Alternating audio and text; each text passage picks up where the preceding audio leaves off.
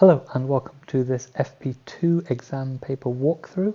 This was the 2023 January paper. You were allowed an hour and a half, the formula booklet and a calculator. Jumping straight into what is quite a chunky question 1. Given that y is equal to natural log 5 plus 3x, determine in its simplest form the third derivative. Okay, so we're just going to go ahead and differentiate this 3 times. The first one, that gives us 1 over 5 plus 3x times by the derivative of the function inside, that's a 3. If I rewrite that in a more differentiation friendly way, I would write this. The second derivative then, bring the power down, we get minus 3. 5 plus 3x to the minus 2, again times the derivative, gives us minus 9, 5 plus 3x to the minus 2. The third derivative, same again, bring the minus 2 down, that gives us 18, 5 plus 3x to the minus 3 times 3 again, 54, 5 plus 3x to the minus 3. Part B, hence determine the Maclaurin series expansion of the natural log of this in ascending powers of x up to and including the third term, simplifying each of those as we go. So we need the Maclaurin expansion, which is given in the formula booklet. So you evaluate this at 0, and then it's the first derivative at 0 times x, second derivative at 0 times x squared over 2 factorial, and then continue the pattern. And we need the third power. So to do this, all we need to do is evaluate what we found in part A to put it into this expression. So at 0, the function is the natural log of 5, and the derivative, looking up here, is, this is a 0, so we get 5 to the power minus 1, so 3 over 5. That's not too bad. The second derivative, doing the same thing here, this is a 0 again, so we get minus 9 over 25. And the third derivative is on here, a 0 again, so we get 125 on the bottom with a 54 on the top.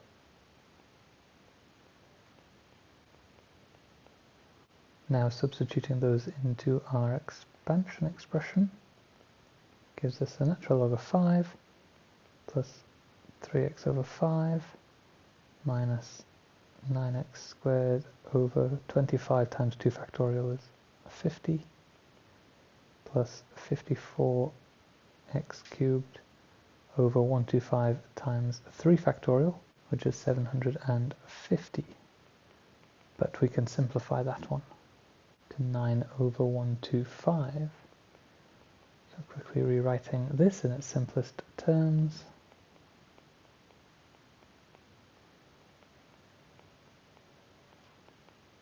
Gets us this answer here for the Maclaurin expansion. Part C, hence write down the Maclaurin series expansion of, have we not just done this? Plus here, negative here. Very similar, but with a negative. In ascending powers of x up to and including the third power. So the same question, but with a negative in the bracket. Now, I'm sure that most of you can just change this directly. For my part, I find this actually a little bit more difficult than perhaps I should. And what I would do is go all the way back here and just quickly go through it again. Knowing most of the answers, we're going to have a minus 3x here, but that then we'll change that to a minus as well. Here we'll have minus 3x to the minus 2. So we have a minus 3 in front here. Another minus 3 will come out, that will make it a 9, positive 9, but then the minus 1 comes down as well, so it is a negative 9 again. Then we've got the same expression here. So the minus 3 comes out again, that makes it a positive 27, and then the minus 2 comes down, which makes it a negative 54. So they're all going to be negatives, that's the difference. Okay, so part C, if you could just write this down, then great.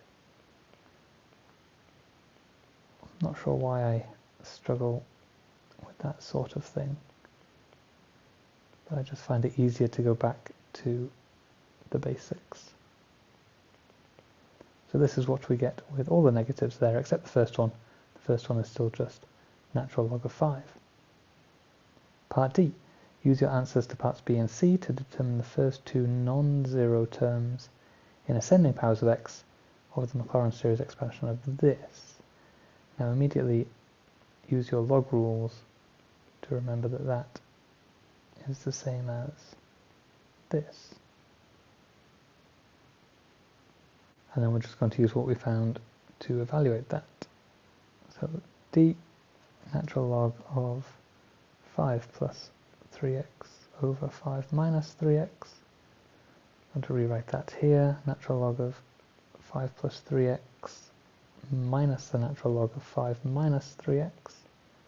And that gives us natural log of 5 plus 3x over 5 minus 9x squared over 50 plus 9x cubed over 125 minus the other expression in part C, natural log of 5 minus 3x over 5 minus 9x squared over 50 minus 9x cubed over 125.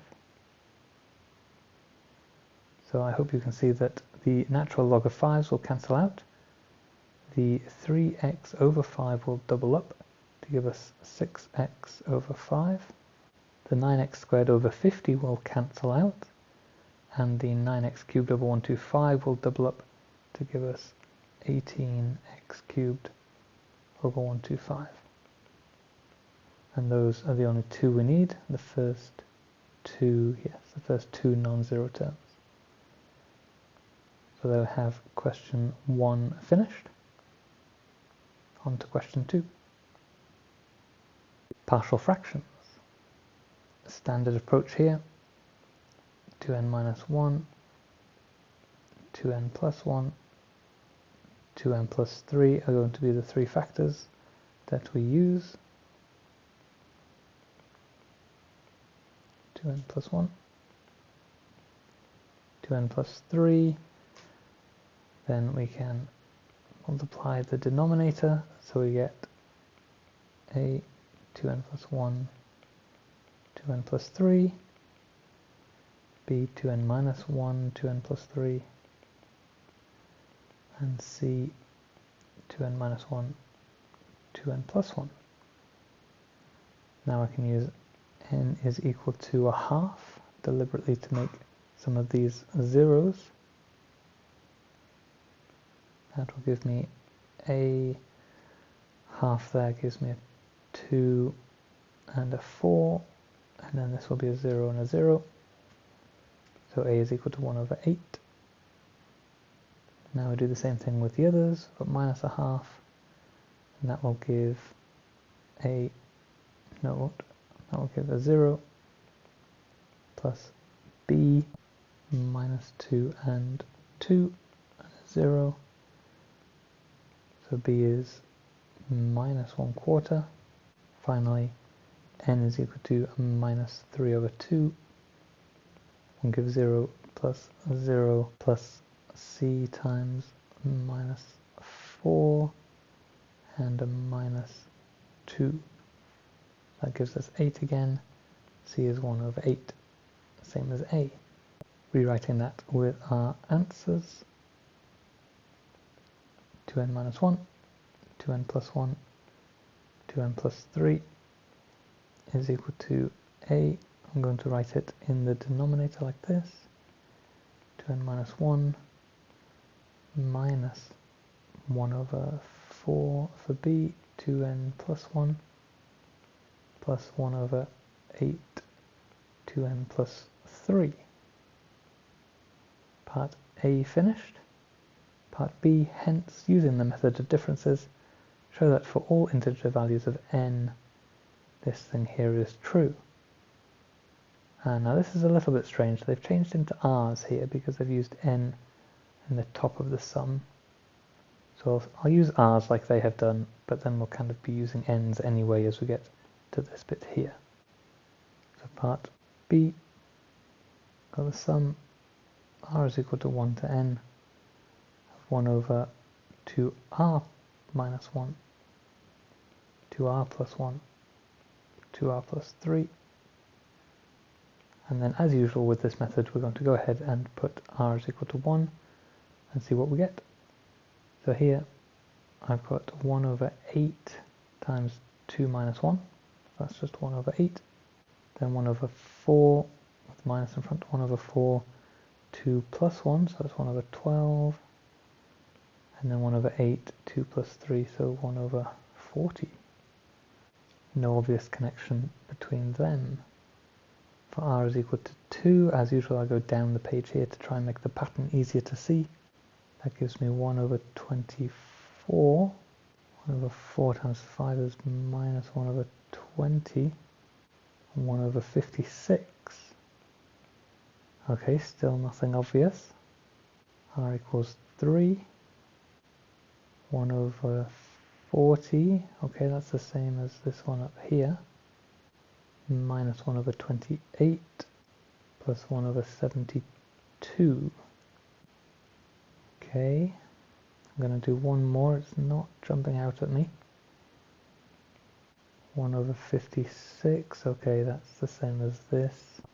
Minus 1 over 36, that's half of 72.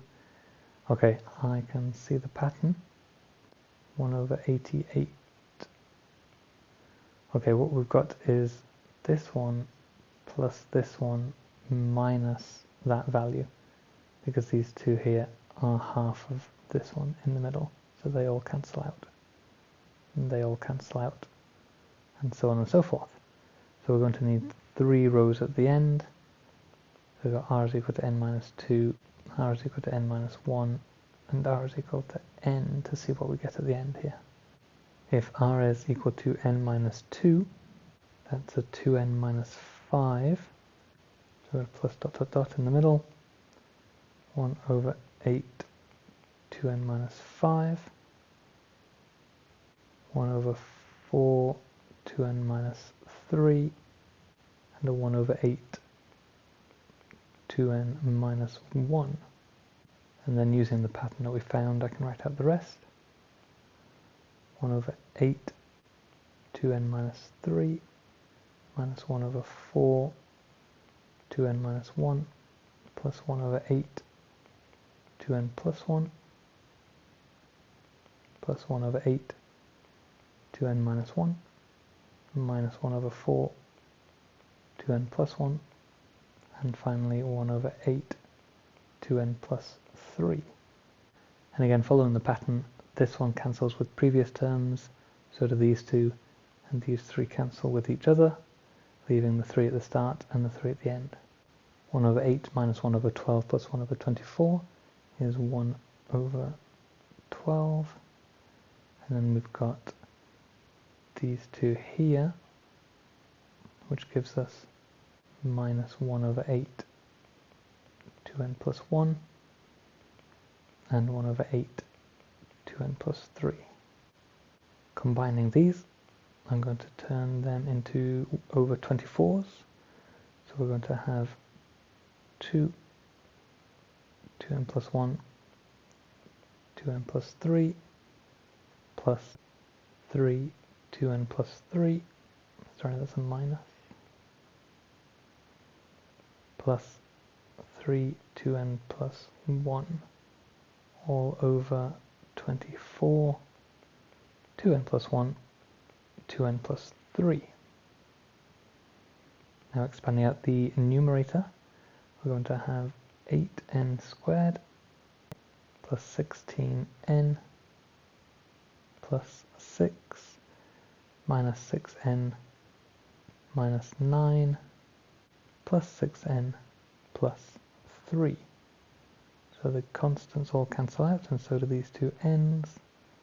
All of that still over 24, 2n plus 1, 2n plus 3, which gives us 8 as a factor and n as a factor, n plus 2, 24, 2n plus 1, 2n plus 3. We can cancel the 8's to give a 3 on the bottom. And I haven't checked, but I assume that's how they want it. That's as simple as I can make it. n plus 2, and then a, b, and c are the constants in the denominator. n plus 2, so a must be 3, b is 1, and c is 3. Okay, that's the end of question 2. On to question 3. Okay, we're transforming a differential equation here, so we're starting with the information they've given us. Y is equal to 1 over z, and we need to connect dy by dx with dz by dx. So if I do dy by dx here, then we're differentiating this, we get minus z to the minus 2, but we've differentiated with respect to z to do that, and what I've actually done is differentiated with respect to x, so I need a dz by dx to make that true using the chain rule. That's good because we need a dz by dx in our final equation, and actually that's all we need. That was a lot quicker than expected. Okay, so we've got x squared dy by dx plus xy is equal to 2y squared, and we know that y is 1 over z, and the derivative dy by dx is this thing here, so we've got x squared times what we just found minus z squared, sorry, to the minus 2 dz by dx plus x times y, which is 1 over z, is equal to 2y squared, which is 1 over z squared. So that gives us x squared over z squared with the minus in front, dz by dx, plus x over z is equal to 2 over z squared, and the format they want is actually quite different to that. Only x's in the denominators. Okay, let's multiply everything by z squared.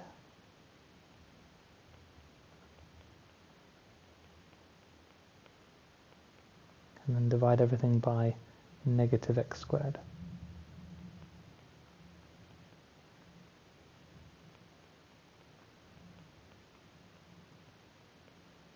And that hopefully matches. Yes. Okay, part B is to solve this differential equation to determine z in terms of x. Okay, to solve this we're going to want the integrating factor, and that is e to the integral of p, where p, if I write on the side here, p of x is here, q of x here. So p of x is minus 1 over x, and then dx. The integral of 1 over x is log of x, and if I bring that negative into the power, then the log and the e reduce all down to x to the minus 1, 1 over x. I don't normally work along the page like that, but I wanted to squeeze that in there. So the idea of doing that is that we now multiply our differential equation here by the integrating factor. So we've got 1 over x dz by dx minus z over x squared minus 2, is equal to minus 2 over x cubed. And the point of doing that is that the left-hand side is the derivative of z times 1 over x. You can double check that yourself. If you leave x alone and you differentiate z, you get the first term. If you leave z alone and you differentiate x, you get the second term. So if we integrate both sides, we can be sure that we get z over x on the left. And that leaves an integral to do on the right, minus 2x to the minus 3, which we can do just as normal. Raise that power and then divide by it, and we just get x minus 2. Don't forget the plus c at this point. And rearranging, multiply by x to the minus 1 plus cx, or if I make that a 1 over x, a little bit nicer, because then I can combine these into 1 plus cx squared over x. That is the solution for that. Hence, determine the particular solution of differential equation 1. So we've got to put it back into terms of y and x instead of z and x, and solve it. For the particular solution, y is equal to minus 3 over x at x equals 3. So what was our substitution? Y is equal to 1 over z. We're using that. We're going to transform that back. And also y is equal to minus 3 over 8 at x equals 3. Okay, so using what we've got here, we can say z is equal to 1 over y. So I can change this.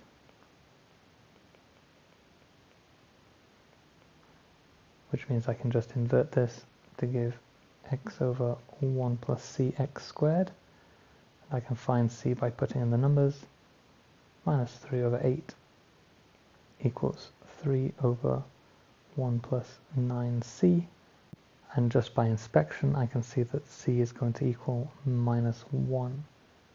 Because the 3's are the same on the top, so the denominator must equal minus 8.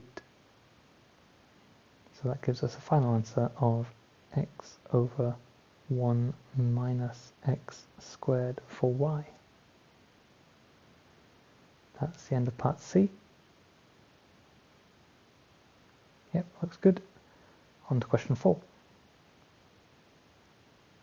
More differentiation. In fact, more series expansion. Interesting. We've already done something very similar. Okay, we start with dy by dx is equal to y squared minus x. And here we're going to have to differentiate this 3 times to get the 4th derivative. Okay, a bit of work here. Differentiating y with respect to x gets 2y times dy by dx minus 1. That's the second derivative. Now we need the product rule here. Differentiating y gives 2, but again dy by dx, and then there's still a dy by dx untouched, and then 2y differentiating this part gives the second derivative, and the minus 1 is gone. 4th derivative is equal to, now you could combine these and make them a square, but I'm just going to go ahead and do the product rule again because of the way I've written it. We've got 2 times the second derivative times dy by dx plus 2 times dy by dx times the second derivative. And you can see that's the same as you would have gotten if you had put them together as a square. And then we've got the product rule again here, so we've got 2 times y, which is dy by dx, times the second derivative, which is the same as the other 2 terms. We can add all of these 3 together. But then we've also got 2y times the 3rd derivative.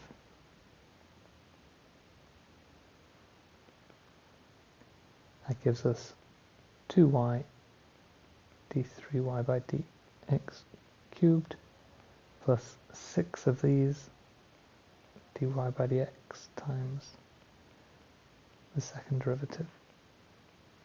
Hopefully that matches what we need.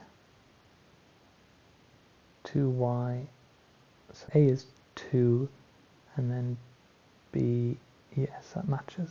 So a is 2 and b is 6. Finish that off. There we go. Proven part A. Given that y is equal to 1 at x is equal to minus 1, determine the Taylor series in ascending powers of x plus 1.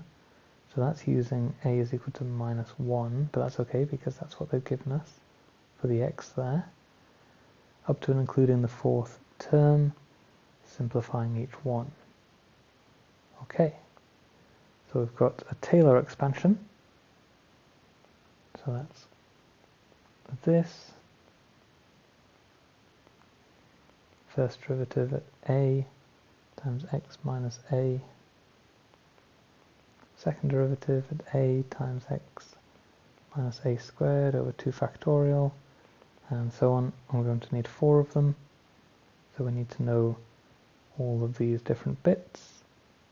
The function at x equals minus 1 is what they've told us, 1. And if we have the first derivative evaluated at minus 1, where we know y is 1 and x is minus 1, that gives us a 2. Second derivative, given the information we've already got, 2 times 1 times 2 is 4, minus 1 is a 3. Third derivative, again using all the information we've got, that's 2 times 2 times 2, that's 8, plus 2 times 1 times 3 is 6, so these numbers are getting pretty big. Fourth derivative is going to be even bigger. Using my calculator to make sure I don't make a silly calculation mistake there, gives me 64 for that. So we just go ahead and put these in. That gives us 1 plus 2 times x minus 1, which is a plus 1, plus 3 times x plus 1 squared over 2 factorial is 2, plus 14 x plus 1 cubed over 3 factorial, which is 6, plus 64 x plus 1 to the power 4 over 4 factorial, 24. We need the simplest form, so just to finish it off, x plus 1 squared. Here we've got 7 over 3, x plus 1 cubed, and this cancels down to 8 over 3, x plus 1 to the power 4. And that is part B finished. Question 4 finished. On to question 5. The smallest question so far. Use algebra to determine the set of values of x for which this inequality is true. Okay, usually for these sorts of questions I like to square the denominators and multiply both sides by that, but that's not going to help in this case because of that modulus on the denominator. You could square everything, I guess, but that, I think, because of this x squared, is going to give you probably a quartic expression to solve. Not the nicest, unless you know some of the solutions already. So I'm going to go right back to basics with the definition of what the modulus is, and use if it's positive and if it's negative. So if this is positive, the expression inside the modulus, then I can just use this expression x plus 8. That is positive when x is greater than minus 8. So when x is greater than minus 8, we don't need the modulus symbol. And I can solve it, but I have to remember that I've started with this limit on what I can have. But now I can just solve it as normal, knowing that this is a positive expression I can multiply it up here without worrying about the inequality symbol. That gives me minus 2x squared, minus 16 plus 6 is minus 10x plus 48. And then we're just going to solve it as normal. That gets 3x squared over here, plus 10x, and then minus 57. Now you can solve this in any way that you normally do, but 57 is 19 times 3, and I feel like with a 3 and a 3 and a 19 we can make a 10. Let's try factorizing. Put the 3 there, so that interacts with the other 3x. So we've got a 19 here, and that'll have to be a plus, that'll have to be a minus, double check. And yes, that looks like it's okay. And then if I quickly do my little sketch, I've got x3 here, and minus 19 over 3, whatever that is over here, and it's a U shape. Doesn't look anything really like that to scale, but that's good enough to show that this is greater than 0 when x is less than minus 19 over 3, and when x is greater than 3. However, we have a limit on this whole thing that we've done. All of this is assuming x is greater than minus 8. So I must have that as part of my solution here. So there's a hard limit on minus 8 as a minimum there, all the way up to minus 19 over 3, and then from 3 upwards there's no limit above 3. And that's all just assuming x is greater than minus 8. Now I have to assume the opposite to allow for other solutions. So if x is less than minus 8, then the expression here in the modulus is negative, and instead of using x plus 8, we have to use minus brackets x plus 8. So that's what I'm going to do next. And we'll do it all over again. X squared minus 9 over minus x plus 8 because of the definition of the modulus, and that's greater than 6 minus 2x. So if I bring that up here, we've now got 6 minus 2x minus x minus 8, 2x squared plus 10x minus 48, the opposite of what we had before. And on the left, still x squared minus 9, but now they form a slightly different quadratic equation. Here we've got x squared plus 10x, and then putting those two together we get minus 39, and 39 is 13 and 3, so again we can factorize this.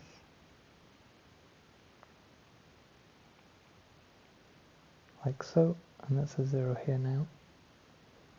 And then my other little sketch down here, again we've got a 3, and then we've got a minus 13, not minus 3, and then another U shape, and here we've assumed x is less than minus 8. So that 3 there isn't really helping. X must be less than minus 8.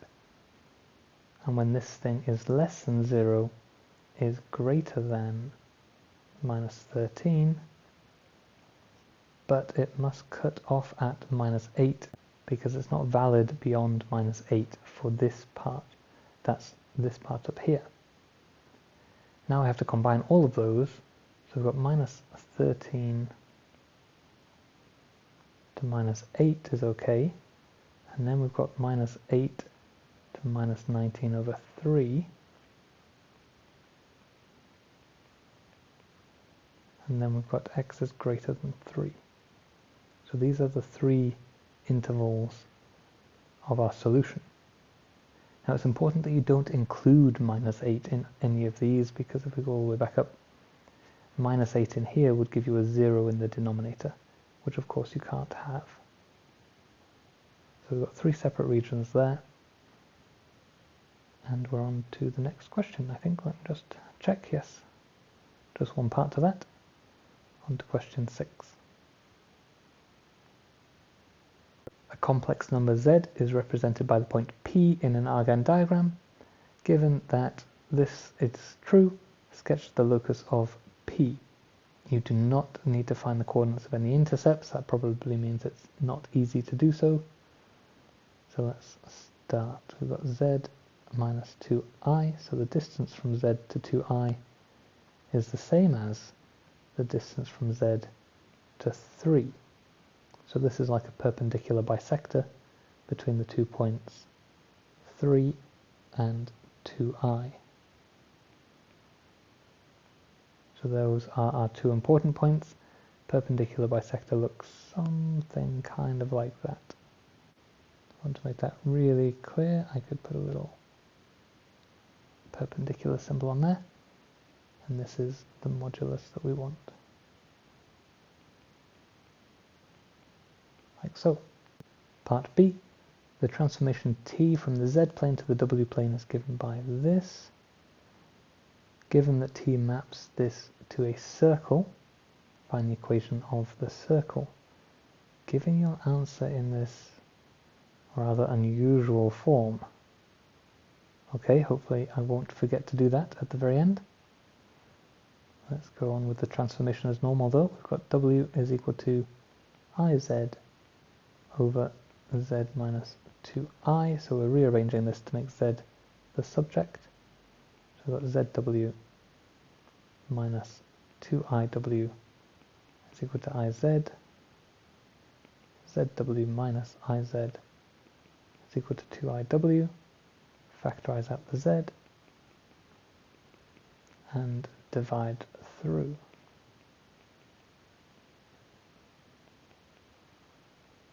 Okay, now we put that into our locus, so just at the top of the screen there.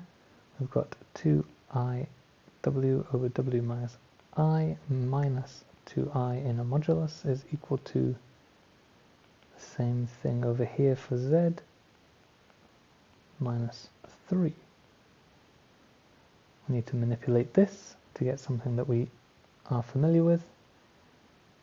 So I think first I'm going to combine the 2 terms in each modulus into a single fraction. So 2iw minus 2i times w minus I on the left, 2iw minus 3w minus I on the right. And that's nice because they've got the same denominators, so once we've expanded this out we can probably just get rid of those. But 2iw minus 2iw, that's nice as well, plus 2i squared, so that's minus 2, w minus I, they're gone, 2iw minus 3w plus 3i over here. So we've got minus 2 in a modulus. Just looking at the numerators now, we don't really need to worry about the denominators because they're the same. It means that these two must be equal. The modulus of minus 2 is just 2. And over here, I think it might be time to introduce w is equal to u plus vi. So we've got 2i times u plus vi minus 3u plus vi plus 3i. Doing that because I want to collect the real and the imaginary parts, and I can't do that with w because it's got those both inside it. So when we do that we can then get rid of the modulus symbol. So we've got 2iu minus 2v because of the I squared there, minus 3u minus 3vi plus 3i. That's still in modulus.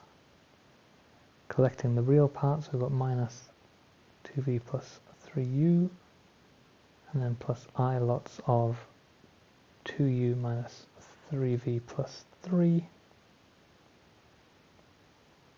And now if we square both sides, get a 4 here, and we can square this out by doing the real squared plus the imaginary squared.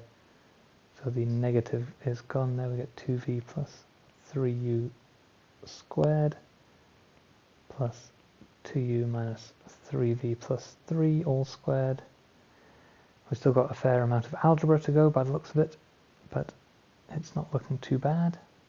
So we are going to get 4v squared plus 2 lots of 6vu is 12vu plus 9u squared, and then 4u squared plus 9v squared plus 9, and 2 lots of minus 6vu is minus 12vu, 2 lots of 6u is 12u, and 2 lots of minus 9v is minus 18v. Okay, I might normally have done that a little bit more explicitly, but for the sake of not having too many lines of algebra, what can we cancel anything? Yes, we can cancel that. And that's it. Okay, let's tidy it up. We've got 13v squared, not the nicest number to work with in circle equations, but then we've got 13u squared as well, and then plus 12u minus 18v plus 9 is equal to 4. Okay, let's bring it all together and complete the square. 13v squared plus 13u squared plus 12u minus 18v plus 5, 0. Divide everything by 13 just to make it a little bit easier.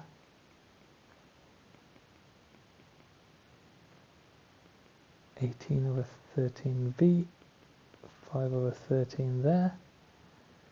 So that v minus 9 over 13 squared minus 81 over 169. Not the nicest numbers. We've got u plus 6 over 13 minus 36 over 169 plus 5 over 13. But those constants do come together quite nicely to give 4 over 13 on the left, and then v minus 9 over 13 squared plus u plus 6 over 13 squared. Okay, normally I would expect to leave it like that. That's obviously a circle equation. But this question wanted something funny. It wanted us to put it back into a modulus form, a locus. So our P, Q, and R, the P and the Q, that's our center point of the circle, and the R obviously is the radius. So the radius is the square root of this, that's 2 root 13 over 13, and the center point is 9 over, no it's not, wrong way around, minus 6 over 13, 9 over 13, because it's u plus vi, so the v is sort of like the y and the u is kind of like the x. So then we put it back into this format.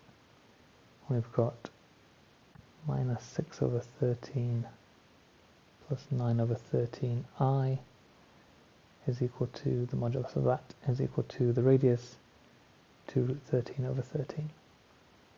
An unusual format to finish. Was that it? Yes. Okay, oh, I should write PQR, where P is equal to minus 6 over 13, Q is equal to 9 over 13, and R is equal to 2 root 13 over 13. Okay, on to the next question. Question number 7, the Moivre theorem. Another one that might involve a lot of work. Okay, use the Moivre theorem to show cos 5x is equal to this.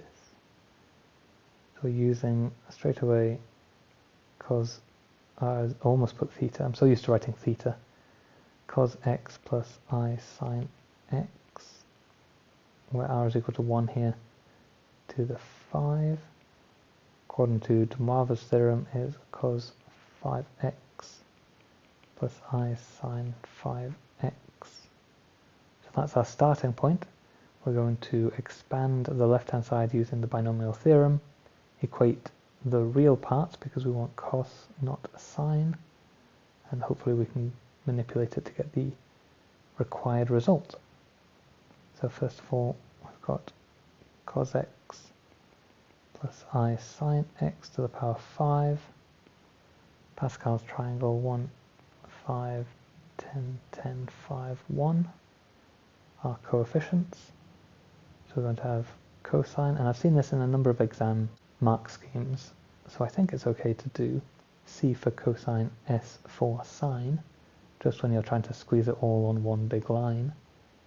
Cos power 5 plus 5 lots cos power 4 I sine plus 10 lots of cos power 3 I squared sine squared, 10 lots of cos squared I cubed sine cubed, 5 lots of cos I to the 4 sine to the 4 plus I to the 5 sine to the 5.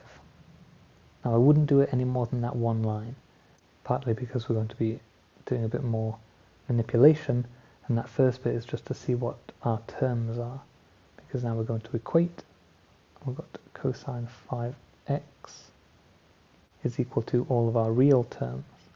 So we've got cosine power 5 of x, the next one's imaginary, the next one, the I squared, becomes a minus, so that's a real minus 10 cosine cubed x sine squared x. Next one is imaginary, the next one is a positive 5 cosine x sine power 4 of x, and then the last one is imaginary as well. Now we need to get this to look like what is at the very top of the screen there, and we want to change most of these cosines into sines, but not all of them. And to do that we're going to use cos squared x is equal to 1 minus sine squared x. So we've got cos 5x is equal to one of these cosine x's, we're going to leave it there, 1 minus sine squared x squared minus 10 lots of cos x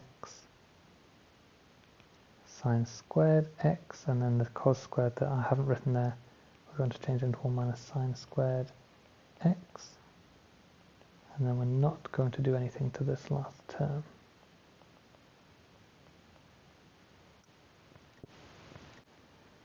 So leave that cos x and then expand out this, so we've got 1 minus 2 lots of sine squared x plus sine power 4x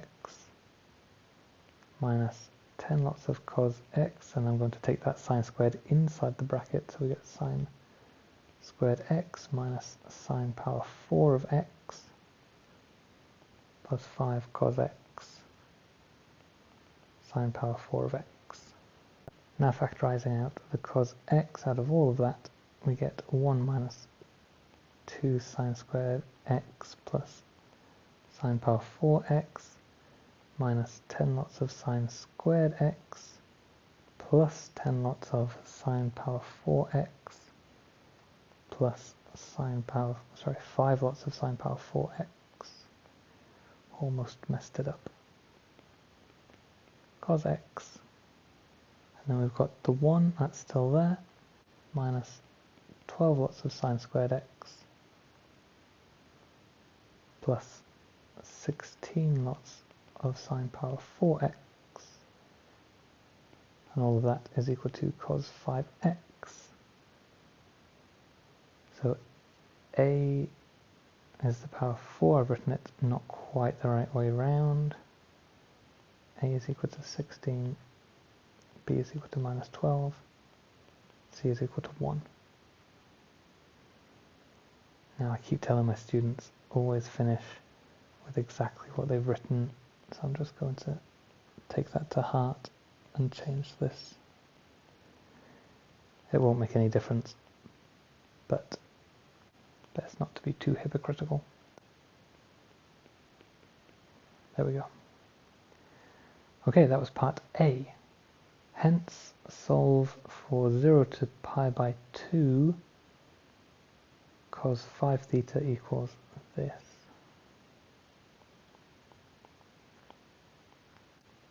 Sine 2 theta, sine theta minus cos theta. Drag that down, being a little bit cheeky here.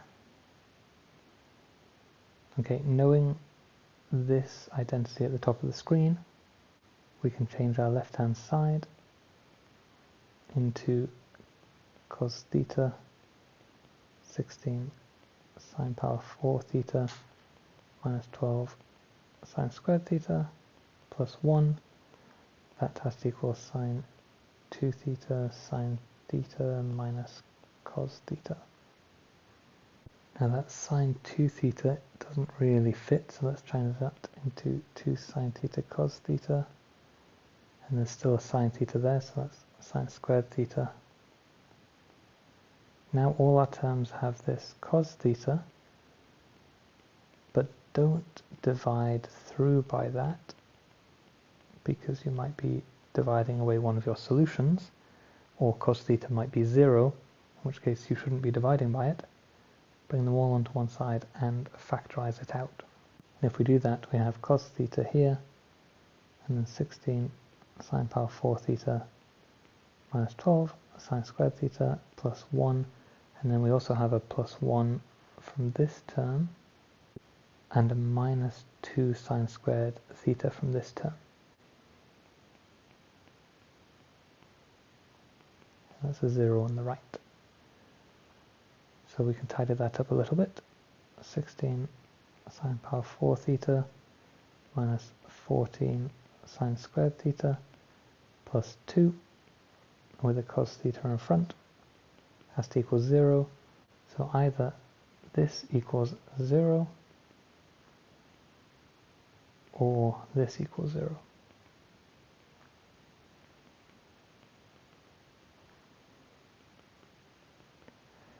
Cos theta equals 0 gives theta as pi by 2.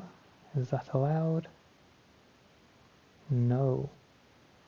No, theta must be less than pi by 2. So although we did get a solution there, it's outside of our range.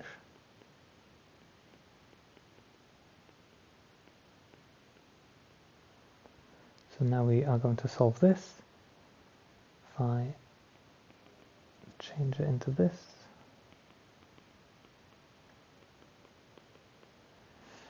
and I don't think that's going to factorize. Instead of wasting time trying to, let's just jump to the formula.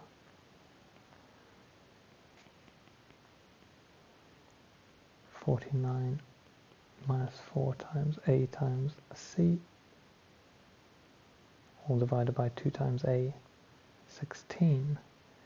And don't forget this is sine squared theta, not sine theta, because it's a power 4 equation that we're solving as if it were a quadratic. That gives me 7 plus or minus the square root of 17, which tells me for sure it would not have factorized.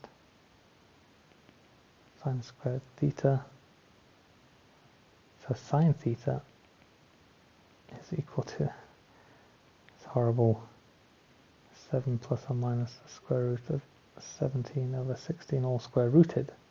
And you could argue that that should even be a plus minus, but if we go back up to the range of our solutions, 0 to pi by 2, if I choose any negative answer here for sine theta, it's going to be outside of that range. From 0 to pi by 2, sine theta is always positive. Let me just add that on the side here as a justification. So theta is equal to the inverse sine of this horrible thing here. But we do have two solutions because 7 minus the root of 17 is still positive. So with the positive square root inside that square root, we get 0.985. 0.59 dot dot dot, and with a negative square root inside that square root, we get 0.43789. Do they want 3 decimal places? So to 3 decimal places, we've got 0.986 and a 0.438, and there are no other solutions. Maybe I should have made that really clear up here. The negative root gives solutions not in range, just in case. And I think that was the end of the question. Yes, on to question 8. Polar coordinates. Okay, here we've got a curve C. The curve C is not quite the full shaded region though. It's got the equation r equals 1 minus sine theta. The point P lies on C such that the tangent to C is parallel to the initial line. That's a dy by d theta equals 0 tangent there. Use calculus to determine the polar coordinates of P. Okay, we're going to use exactly this to do that. So we've got r is equal to 1 minus sine theta. And for part A, we're using y. The y coordinate is r sine theta. So when you put the r equation for this specific curve in, we get 1 minus sine theta times sine theta.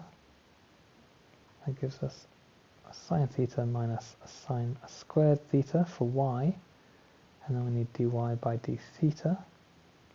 Differentiating this, cos theta minus 2 sine theta times its derivative cos theta. And this needs to be equal to 0 for a turning point where the tangent is. So as mentioned previously, factorize out that cos theta, don't divide through by it. 1 minus 2 sine theta. So either cos theta equals 0 or 1 minus 2 sine theta equals 0. That gives us theta is equal to pi by 2, which is not in the range. And it's also pretty obvious from the diagram that that's not the point that we need. Theta equals pi by 2 is in the position usually occupied by the y-axis. Obviously P is not on the y-axis. So we need the other solution, which is sine theta is a half, which gives theta is equal to pi by 6. That's much more reasonable. So this line here is theta equals pi by 6. And that gives us a really nice triangle here actually. If we need to find the whole shaded region, we'll probably need that triangle. And it looks like we will. But I haven't finished part A yet. Okay, we've got theta, so not this one. Yes, for this one. But we need the polar coordinates, so we also need r. R is 1 minus sine theta. We already know sine theta is a half, so r is equal to a half. So the coordinates of P, r theta is a half pi by 6. So that's part A finished. Part B, the finite region R shown shaded in figure 1 is bounded by theta equals pi by 2, that's our usual y-axis line. The tangent to C at P, that's our horizontal line that we've got there. Part of the curve C, that's this bit here. And of course the initial line, where we normally have our x-axis. So we're going to do exactly what it might look like we're going to do based on this diagram I've got out so far. We're going to use the integration of a half r squared d theta to get this bit.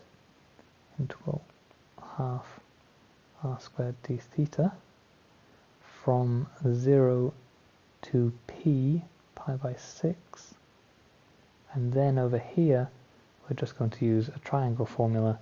Knowing r and theta, for p we can find x, which is r cos theta, and y, which is r sine theta. And then we can just work out the area of that triangle.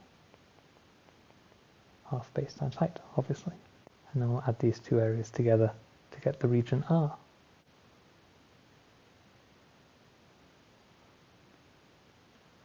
So the area for R is equal to the area of the triangle plus a half r squared d theta from 0 to pi by 6. So I'll focus on the integral first. So half r squared d theta is equal to a half r is 1 minus sine theta, square that, integrate with respect to theta. That's 1 minus 2 sine theta plus sine squared theta, but we're going to change that sine squared into a half minus a half cos theta, make it easier to integrate.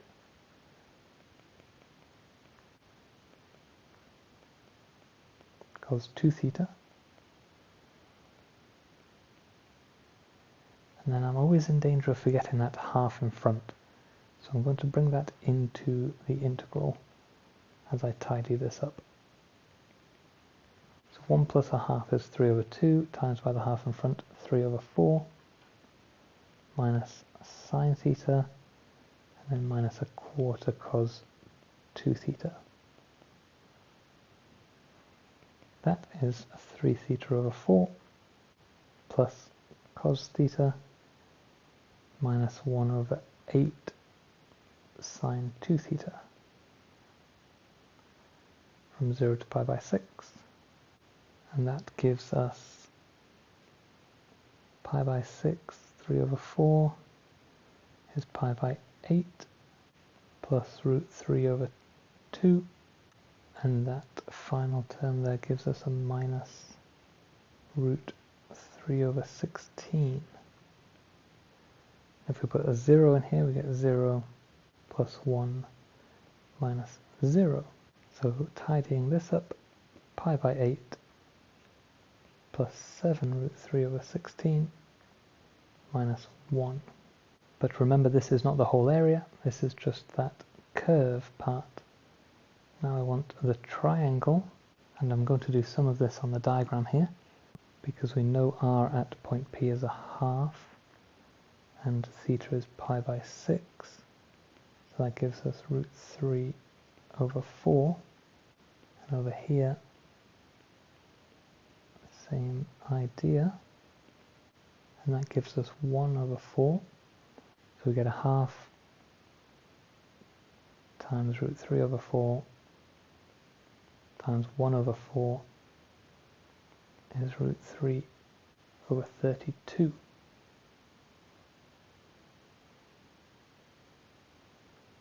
So the area of the triangle is root 3 over 32. So the area of R is root 3 over 32 plus what we found for the integration.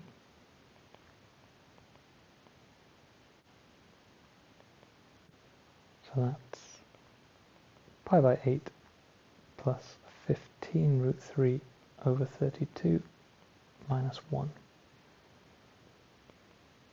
And is that in the right format? Nearly. We need a 1 over 32 in front, pi root 3 constant.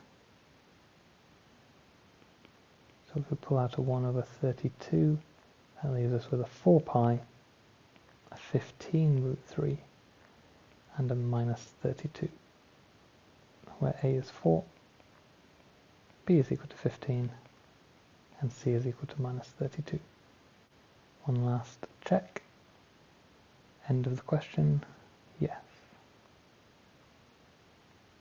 On to question number 9, another transformation. Given that x is equal to t to to the 1 over 2, determine in terms of y and t dy by dx.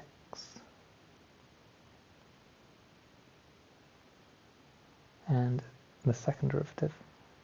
Okay, that's just leading us through the transformation. We're going to need these two in order to transform the differential equation. Okay, I think the first thing I would do is actually differentiate this to get dx by dt. And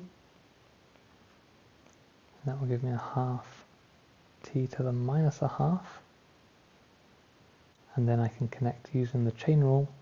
Dy by dx is equal to dy by dt, which is the thing I want in the equation we're going to transform it into. Looking ahead a little bit, times by dt by dx. Now we don't have dt by dx as such, but we can get that very easily. Dt by dx is 1 divided by dx by dt.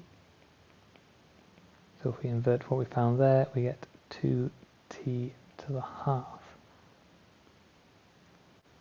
So we can say dy by dx is equal to dy by dt times 2t to the half.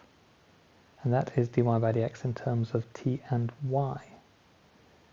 Now we needed also the second derivative, so we'll just go ahead and differentiate this again. d2y by dx squared. We're going to use the product rule here and the chain rule. So that the second derivative with respect to t times dt by dx, and we still have 2t to the half.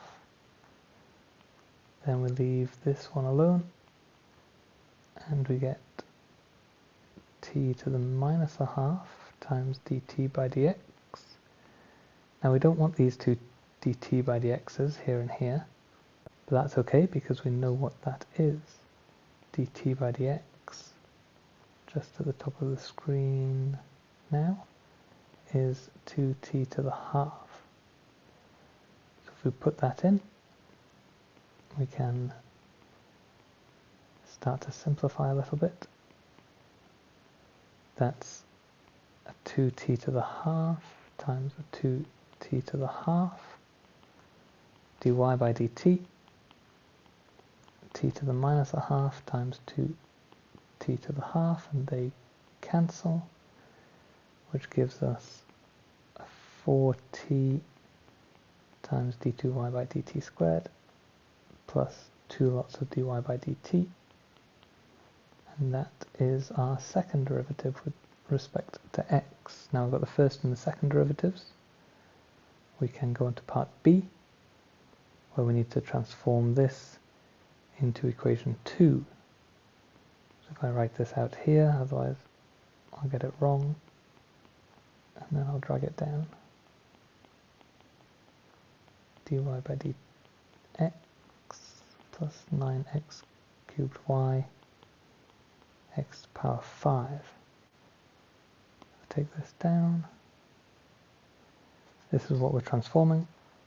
So we've got these two derivatives, and also we know that x is equal to t to the half.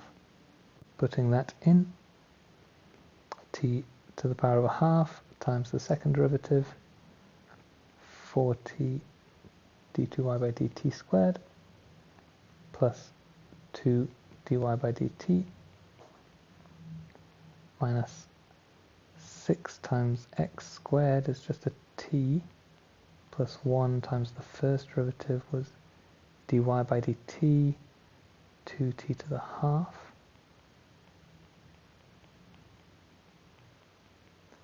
plus 9 times x cubed is t to the 3 over 2 times y, t to the 5 over 2.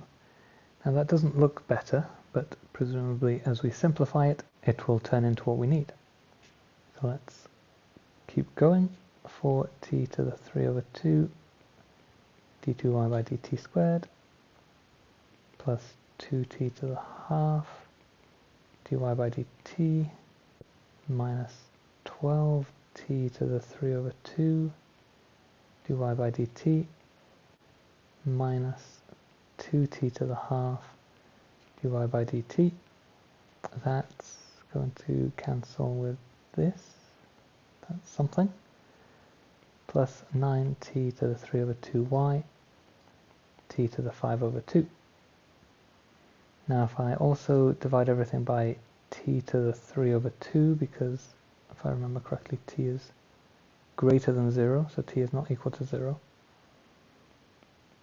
So we can divide through by t to the 3 over 2, which gives us 4 d2y by dt squared minus 12 dy by dt plus 9y is equal to t. Does that match? 4 minus 12, 9, yes. Oh, that felt like a lot of work to get to that equation there, just for 2 marks. But now 5 marks, solve this differential equation to give a general solution for y in terms of t. So we're using this equation and we are solving it by considering first the complementary function. So we've got 4m squared minus 12m plus 9 equals 0. And that is 2m, 3, and it's a perfect square. So we have one real solution, 3 over 2.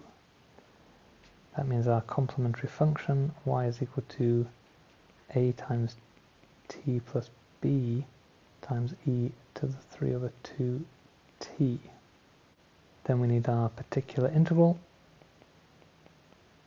So we've got a t, so that's a linear function. So try a general linear function, lambda t plus mu. We need to differentiate that. Gives us lambda, and again, gives us a big fat 0. Put these in, gives us 4 lots of 0, minus 12 lots of lambda, plus 9 lots of lambda t plus mu has to equal t. So we've got minus 12 lambda plus 9 lambda t plus 9 mu. Equating means that 9 lambda equals 1, so lambda is 1 over 9. And if lambda is 1 over 9, we have minus 12 lambda has to add with 9 mu to equal 0. Minus 12 lambda equals minus 9 mu. So mu is equal to 4 over 27. That's not a very nice looking number, but it works. So our particular integral is lambda, which is 1 over 9, that's times t, plus 4 over 27. So our general solution is the complementary function plus the particular integral. So y is equal to 8t plus b times e to the 3 over 2 t plus t over 9 plus 4 over 27. So that's y in terms of t. And then finally, determine the general solution of the differential equation 1. So we're putting it back in terms of x, where x is t to the half. So here we know x is t to the half. We've got t's, so let's just write t is equal to x squared. So everywhere there's a t, I'm going to change it to an x squared. We've got ax squared plus b e to the 3x squared over 2 plus x squared over 9 plus 4 over 27. And that is the final part of the final question of the paper. So I really hope that walkthrough has been helpful for you, and maybe I'll see you in another video.